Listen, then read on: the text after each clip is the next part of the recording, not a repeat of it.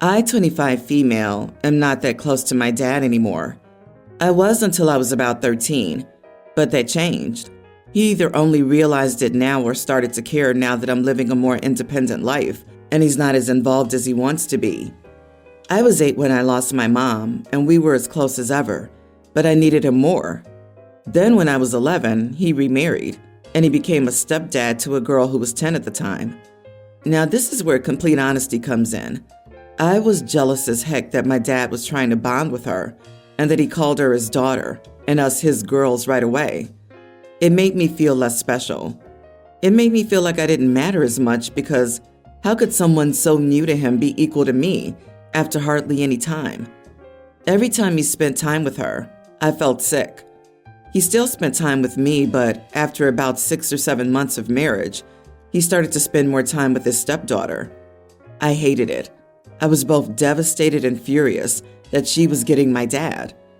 I was 13, and my dad said he preferred hanging out with her over me because they had similar interests. He said he couldn't spend enough time with his stepdaughter, and he was hoping I would hit the teen phase of not wanting my parents around me that much. He didn't tell me, but I heard him say it. His best friend was one of the people he did say it to, and he was like, "Dude, don't say that out loud." And my dad said most parents probably feel that way. He said it wasn't like he would ever tell me that to my face. Then he admitted he also resented me for not wanting his wife the way her daughter wanted him. He wanted us to be the perfect little family, and we looked like a step family where the step is always used because I didn't really want his wife for stuff. I gave him his wish, and over the years, he increased the time he spent with his stepdaughter. They could do stuff together up to 4 times a week. That was until she was 16 and wanted space. He was devastated by that, and that crushed me. So I decided that was all I needed to know and didn't try to get closer to him. He approached me with why after I moved in with my boyfriend, and his dad helped us move stuff. My dad said he expected to be called, and then he asked me why I had pulled away from him. So I told him everything from the jealousy to what I heard him say, and I told him I decided that I wouldn't keep close like I had when he felt that way. Dad was offended that I'd ever been jealous. He told me it was disgusting to want to deny his stepdaughter the chance at a dad. He also told me he should be allowed to have interest in common with someone other than me. I told him he was, but I was also a kid who lost my mom and clung to my sole living parent. He then accused me of manipulating him by saying all that, and I told him he shouldn't have asked a question if he wasn't prepared for an honest answer. He told me I could screw off with that attitude and told me to grow up. Am I the idiot? Not the idiot, but I think you should go ahead and do what he told you to do. If anyone, I don't care what their title is, told me to screw off with that attitude, I would. If I had a parent treat me like that, I would go no contact. He didn't really notice that you had pulled away for more than 10 years. When he finally did notice, instead of apologizing for the pain a child had, he doubled down and insulted you. Your dad can pound sand. I would consider myself an orphan. I would even take it so far as to move so he couldn't find me again.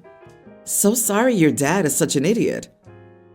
I honestly expected the story to end with the dad breaking down in tears and regrets and lots of apologies, but instead he doubled down and said more awful things. Of course OP could never be the idiot. That would break my heart again, and I would never want to see his face again. I bet he's the type who'll get in touch again when and if OP has a child. You can't deny me from my grandchildren. Yep, OP can. Tell him to go to his step-grandchildren. Even after everything OP said, she hears, well, your stepsister's more important, and it's your fault that I feel bad right now. He was probably hoping that she'd say, I'm so very sorry I lost contact with you. I'm totally in the wrong and made a huge mistake. He wanted his question to make her feel guilty and come crawling back to him. The opposite happened, which he should have expected had he not been so self-centered. Even his best friend told him a decade ago that his attitude wasn't okay, and he still shocked Pikachu that it affected her. I'm sorry, I disagree. I would suggest not cutting him off forever. It might hurt you even more. Therapy can help you find the right words and tools. Regardless of that, you are loved and you are special. Your dad loves you, but he didn't know what you needed, and he was also suffering a loss, which doesn't justify him, and you're still more than justified. My 28 female, husband 34, has 2 kids from a previous marriage. He doesn't want to have any more kids, thank God, because I don't want kids, never have. This has been clear since the beginning of our relationship. I have no problem with his kids. They live with their mother, but he gets them every other weekend and 1 day out of every week, which is perfectly fine. One of his kids, teen male, is, how can I say this, difficult, i.e. he has angry outbursts and throws things. His mother doesn't want to deal with him anymore, so she wants to drop him off to live with his dad. He told her okay without consulting me first, and he's now, after the fact, asking me if I'm okay with it, after we already told the mother yes and told his son he could come and live with us. At that moment, I said, okay, but what am I supposed to say? No? At the same time, what is he, as the father, supposed to say? No? I feel bad, but I don't want him here. And what if he gets frustrated with my dog and hurts him? What do I do? Am I the idiot?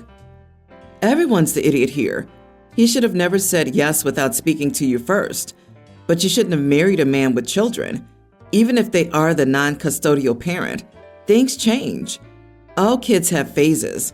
Sometimes they need to be with a different parent. The mom isn't asking dad to take him because she doesn't love him. It's because she does love him, and this is what's best for him and her now.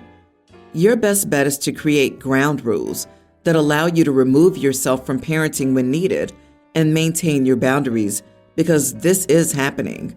I'm getting so sick of hearing about child-free people marrying parents and then being mad when the parents have to step up and parent. It's always a possibility. The ex could die, be severely incapacitated, lose custody rights. The kid could just choose the other parent. Like Jesus, if you can't fathom these real possibilities, don't marry parents. OP, you either deal with it or move out. Neither of those two deserves to deal with you being upset because he has a son. I, 56 male, have 4 kids with my wife, 54 female. We have 3 daughters, Chloe 32, Wendella 30, and Emily 24. And we also have 1 son, Lucas 26.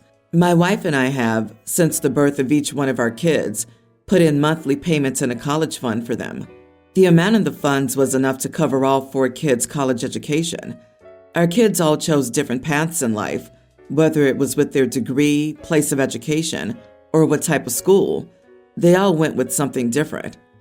When our oldest, Chloe, graduated high school, she talked to us about how she was unsure what she wanted to do with her life and had been thinking about taking a gap year. We spoke with her and told her it was her choice, that if that was what she wanted, she should do it and not rush into education. She did take 2 years. During these years, she worked, and in an agreement with me and my wife, paid us $250 in rent each month to continue living with us. She still ate our food, we cooked for her, and still bought her necessities. The $250 was put into a savings account that we gave her access to when she and her now husband were beginning to talk about buying a house. Even though the situation was different with each kid, they all knew about this and the plan for how the money would be used. Wendella lived with us for 3 years after college, and Emily lived with us during college. They both took part in this. The issue is with my son. He, like his oldest sister, wanted to take a gap year. We encouraged him to do so. He asked if he could stay with us.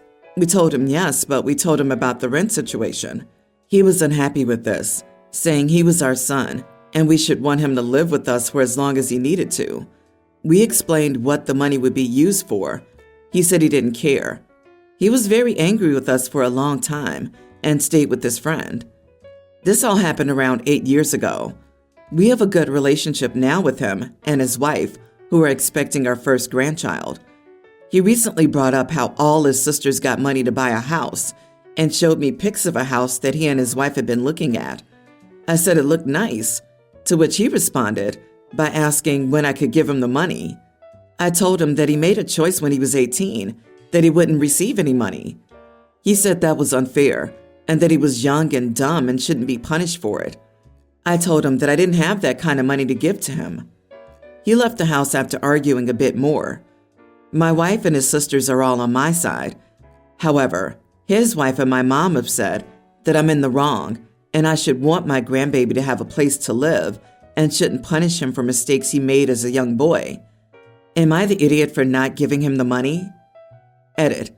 When each kid got access to the rent money, it was in a savings account. However, before it was put in a fund, so the money grew. My son did go to college. I was at his graduation, and he uses his degree today. What the four of them chose to do with their college fund was up to them. But from my understanding, they all used it for college. If they didn't, then they didn't. I've never asked them for any proof of what the money was used for, so I can't say with 100% certainty that it did go towards their education. Not the idiot at all. From what I understand, you never gave the other kids money. You just kind of held on to their own money and gave it back to them. LOL. Dude should have taken your offer. If you're looking to adopt any more adults, I can 100% do that rental agreement with you. LOL. I mean, they paid $250 a month, but OP paid about the same for them living there. So basically, they got to live at home for free, but put $250 in the bank. Regardless, the deal was sweet for the kids taking gap years. Lucas was allowed to live at home as long as he saved for the future, even if it was called rent. Lucas may have been young and dumb then, but he's older and still dumb today with his thought process. I'm going to say you are the idiot. Money aside, you let your 3 daughters live with you for free and kicked your son out at 18. You say you charged them rent, but you didn't actually. You made them take part in a forced saving scheme. The equitable thing would have been to let your son stay for free, but not giving him money because he hadn't saved it. Instead, he had a much rougher start to his life as an adult. And while I don't think you owe him money now, the fact you don't recognize you gave your daughters a much bigger head start in life is what makes you the idiot, in my opinion. I, female 28, got with my boyfriend, 28, about 3 years ago. When we met, he had just gotten divorced, and we officially started dating a year later. His ex-wife doesn't like me. She made it clear from day one, and I'm not blaming her. I mean, I never got divorced or married for that matter, so I don't know what's the appropriate amount of time to date after a divorce.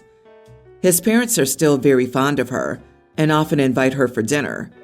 That means we have to see her when we go to his parents. The issue is that she obviously doesn't like me and always throws little digs at me. I told my boyfriend and he talked with her, and she promised she'd try to be more civil, and she is more civil, but I can always feel her looking distastefully at me, so I'm often uncomfortable. Anyway, his parents invited us for dinner last Friday, but his ex-wife was going to be there too. So I told them that even though I liked them, I wouldn't be there if she was, because I'm uncomfortable. They weren't happy. They called me petty and manipulative. They said his ex-wife would always be a part of their life, and they felt like I was trying to get rid of her. It wasn't my intention. I've tried to explain, but they didn't care. My boyfriend also tried to talk to them, but they didn't care either. My boyfriend still went. I told him to. And apparently they said they wouldn't invite me anymore since I didn't appreciate the invite. I'm so confused because it's not the outcome I thought it'd be. I thought they'd understand and invite us when his ex-wife isn't there too.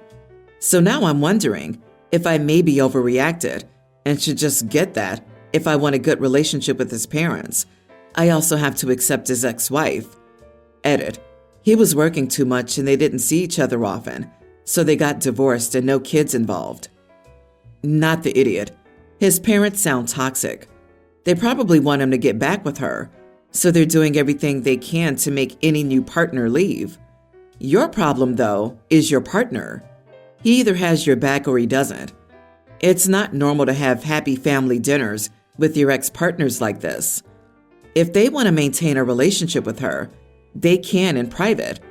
If nothing else, they're not allowing your partner to move on. I don't blame you for not going somewhere where you feel uncomfortable. However, I'd also think really hard about continuing this relationship. The in-laws will always be crappy, and they'll make your life a nightmare for as long as they can. Can you put up with that? And will your partner support you and put your needs first? So they don't have children. Obviously, there's no reason whatsoever that your boyfriend and his parents even have contact with her anymore. The only way for that would be if they separated amicably, which I don't think they did, given his ex's reaction. Your boyfriend should set boundaries for his ex, and especially for his parents. Otherwise, I'd be concerned they're not really separate at all if I were in your shoes. This is really, really inappropriate from all of them. I, nearly adult female, let's call me Rarity, which is not a super common name like my real one, have a half-brother Curtis, 30. He's married to Kendall, 30 female. Kendall isn't related to me but shares my last name. My brother changed his name to her last name when they wed. This wasn't weird, as his last name was one he had been teased for when he was younger, and he and I are close, so it was still a family name that way too. Kendall is now in her 3rd trimester of pregnancy with a baby girl. They announced that they wanted to name the baby Rarity. I wasn't thrilled about it, and it sounded like it could be confusing. I asked about it, and if they plan on calling the baby something else, like a nickname or a middle name. They said they were giving her the same middle name as me, and that it would likely be obvious who's being talked about, and if not, they could add the word baby in front of it. I think this is super weird, and I don't like it. My parents think it's sweet. I tried to express my dislike for it, but everyone was just upset with me for being unsupportive. Edit.